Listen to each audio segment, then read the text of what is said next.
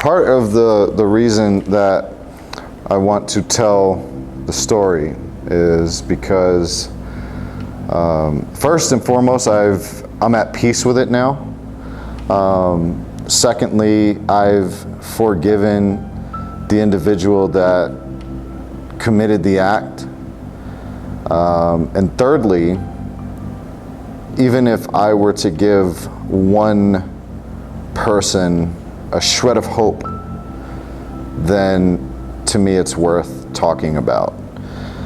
The majority of people that I run into that have gone through a similar issue are not willing to really talk about it because it's embarrassing.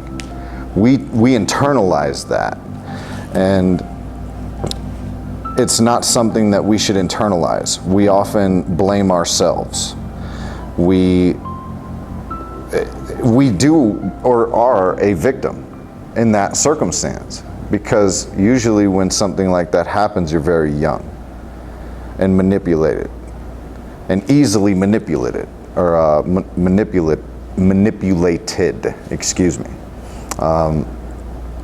So they use manipulative tactics that are almost textbook from everything that I've read over the years.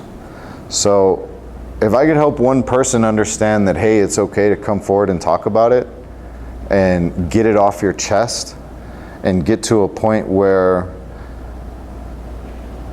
you can accept that it's not your fault. Maybe you don't accept the fact that it happened, but you can accept that it was not your fault, and you don't blame yourself and live with regret and pain and fear, and that you can move on with your life. I think that's important. I really do.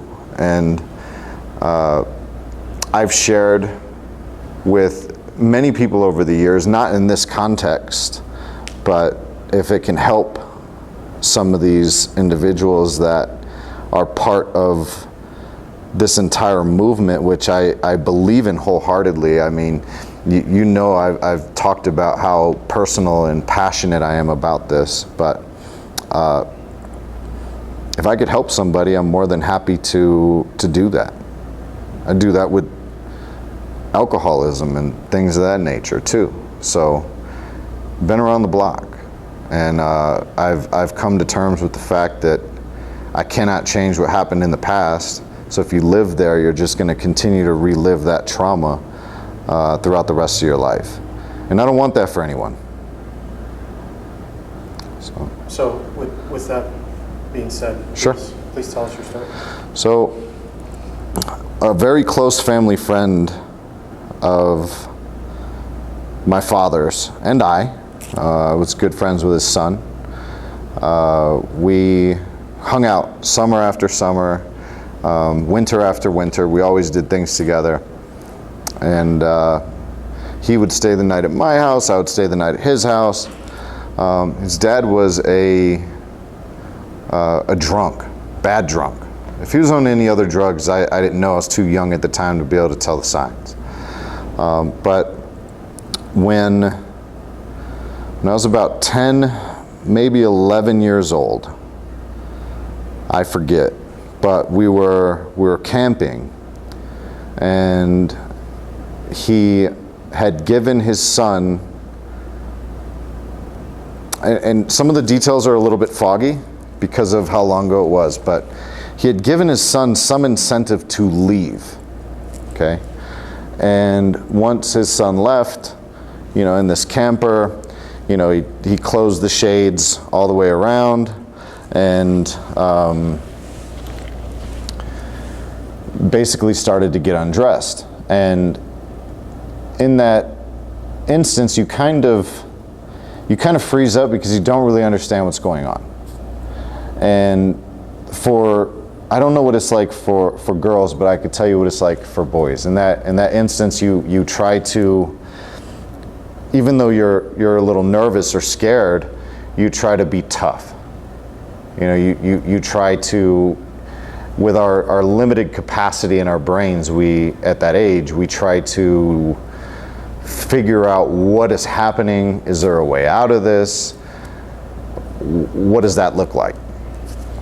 And once you realize that you don't really have a way out short of screaming or yelling and making as much noise as humanly possible, you just kind of succumb to their advances.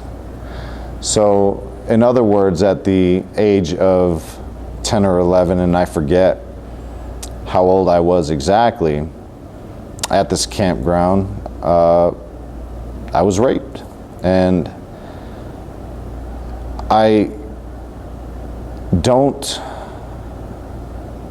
know what that had done to me at the time emotionally or necessarily outside of the physical aspect of it, because you come out of it not really understanding what just happened and or why. You know, it's really weird, especially when you have an adult that you look up to and you trust. You don't really understand why, instead of going after somebody their age, whether it's a man or woman, whatever your preference is, why are you not pursuing that? Why you're pursuing a child? So I couldn't really wrap my head around that, and I remember my friend at the time, while his father was doing this, he had come back, and he came back early, and he's knocking on the camper on all different sides of the windows, trying to get in. And of course, you know, the dad's going to be embarrassed for what he's doing, because it's not supposed to be happening. And somehow, through all of the distraction, he was able to finish, and I'll never forget how weird that was. You know, leaving that. And part of it was, you know, in the end, don't say anything and I'll buy you whatever you want. Especially don't tell your father. Well, and don't tell your father, because at the age of 3, my mother passed away. So I know what my father would have done had I told him what happened. My father would have probably killed him. Just like I would now want to harm physically somebody else if that happened to one of my kids. And at the time, that was very scary, because I already had lost my mother prematurely, and if my dad had committed the act that I believed he would, I would have lost him as well. So it puts you in a very precarious situation. It's a very shitty catch-22. And I went with the I'm not going to say anything. And after everything was all said and done, I get out and get on my bicycle with my, at the time, best friend, and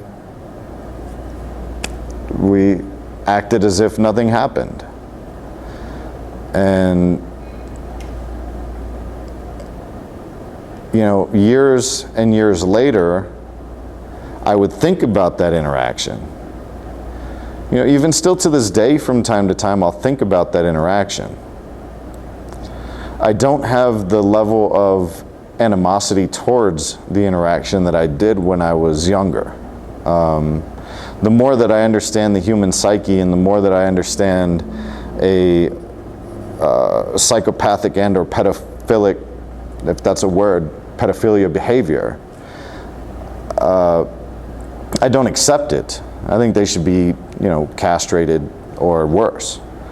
But I don't get to make that choice.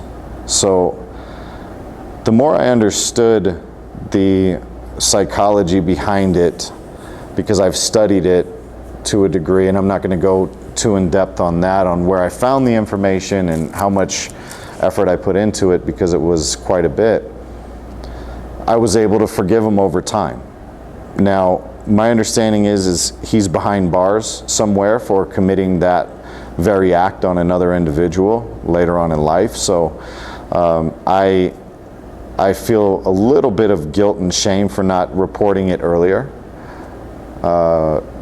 because it could have saved another individual, and that's only one person that I know of.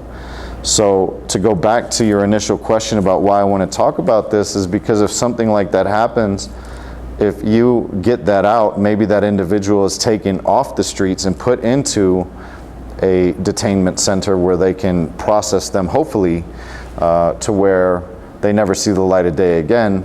And maybe in our judicial system or our criminal courts of law, they don't let them out after just a few years, because I don't think they're rehabbed by then. And they still have the same mind, they still have the same mentality, and they'll go back to the same behaviors, I believe. So I think the other reason for saying what I'm saying today is that if something like that happens to someone, and I know that this doesn't directly relate to a child sex trafficking, but it could, because the person that's closest to you could be the person that is taking you and selling you off, or taking you and bringing you to somebody that smuggles you to another area. It's a person that's close to you that you are supposed to be able to trust. This isn't just random kidnappings all the time. So had that been the case, then that could have happened to me. It could have happened to the other person that he violated. And who knows, between myself and this other person, how many people had been violated by him. So I would say, and I would encourage anyone in a situation to speak up about it, because I don't want anybody else to feel the way that I felt for the years that I felt it. And my father took it very personally and very hard as well when I had to tell him one day. How long did you wait? Better part of 20 plus years. I think I was 35, 36 when I told him. I'm 39 now. So that was an awful conversation to have. It was awful. He was enraged, as he should have been. Because his job as a father is to protect me as his son, and my brother and my two sisters. So I absolutely understand exactly how he felt. And matter of fact, before absolutely 100% agreeing to this, I talked to him to make sure that he was okay with me sharing this as well. Because not only did it affect me, it affected him. And it's not okay. I don't want this for anyone.